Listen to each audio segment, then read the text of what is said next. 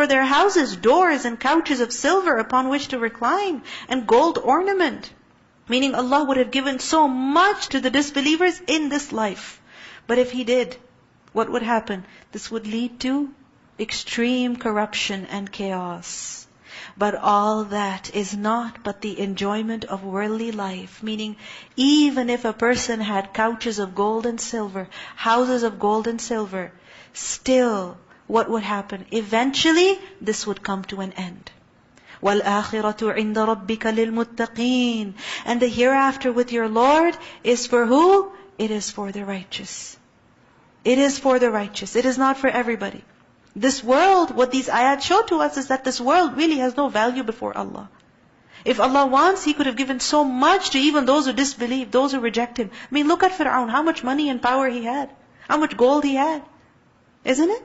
I mean, so many people make their livelihoods today by selling the things that Fir'aun left behind.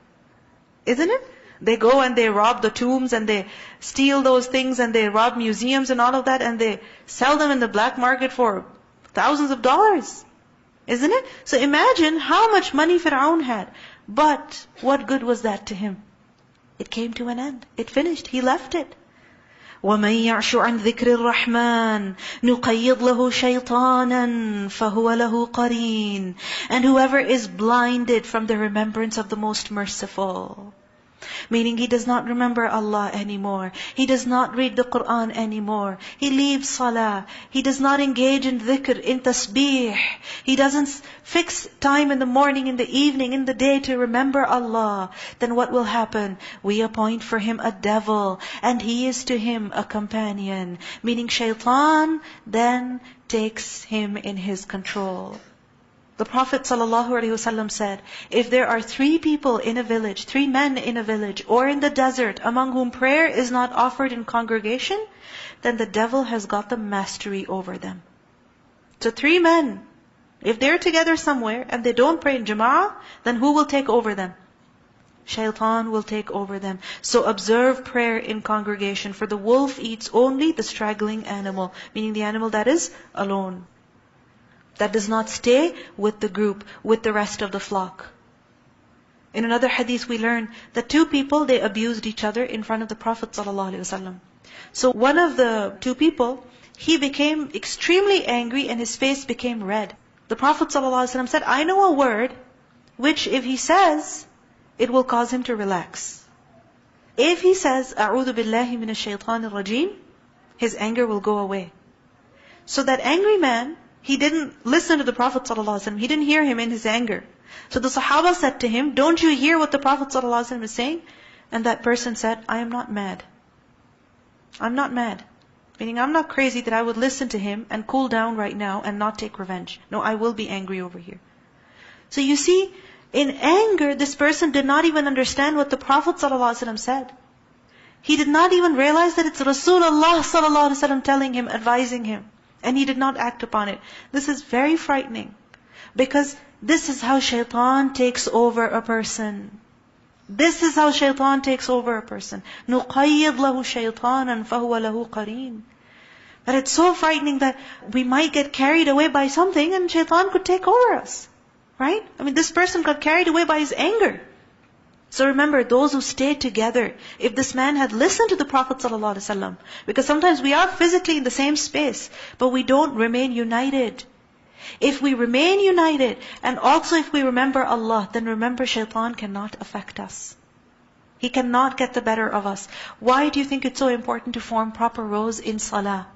Why? Because the gap in the middle, who comes and occupies that gap? Shaitan does. This is why Rasulullah ﷺ said that even join the shoulders. Join the shoulders. Don't leave any space even between your arms. Because remember, where there is even a little bit of a gap, a void, whether that void is in your heart, in your time, in your day, in your night, in your saf, who will come and fill that space? Shaitan will. So, all these voids that we have, these empty blocks of time that we have in our day, in our night, we need to fill them with what? We need to fill them with what? With the dhikr of Allah Azza wa Jal. Alright? Because sometimes what happens? We're waiting for our children. For example, you're sitting in the car. waiting for them to come into the car. Just sitting, getting angry. What happens? As you're sitting, getting angry, the moment they come, you show anger to them. Isn't it?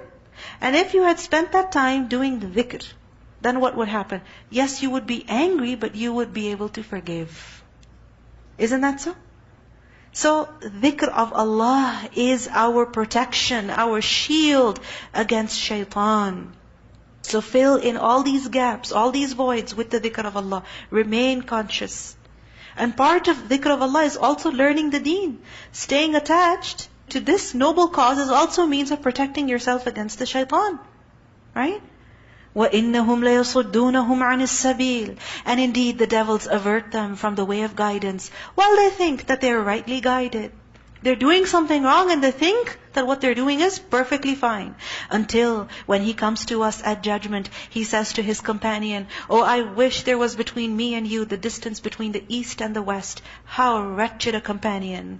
And never will it benefit you that day when you have wronged, that you are all sharing in the punishment. Then will you make the deaf hear, O Prophet ﷺ? Or can you guide the blind, or he who is in a clear error? And whether or not we take you away in death, indeed we will take retribution upon them. Or whether or not we show you that which we have promised them, indeed we are perfect in ability." This is a big threat. "So adhere to that which is revealed to you. Indeed, you are on a straight path. وَإِنَّهُ لَذِكْرٌ لَكَ وَلِقَوْمِكَ. And indeed, it is a remembrance for you and your people." This Qur'an is a reminder. And a reminder is something that we need each time we forget. Not just once, but each time we forget. A reminder is not something that you write down on a beautiful piece of paper and you put away in a book in your shelf. That's not a reminder. What is a reminder? What you put in front of you. Isn't it? So this Qur'an is meant to be a reminder. So when is it that we can put it away? We cannot put it away. It has to be a part of our lives. وَسَوْفَ تُسْأَلُونَ. And you are going to be questioned. Also, dhikr means it's a source of mention, a good name for you. And ask those we sent before you of our messengers, have we made besides the most merciful deities to be worshipped? Have we? No. Allah does not have any partners. And certainly did we send Musa with our signs to Fir'aun and his establishment. And he said, "Indeed, I am the messenger of the Lord of the worlds." But when he brought them our signs, at once they laughed at them. Fir'aun and his people, they made fun of the miracles that Musa a.s. showed. And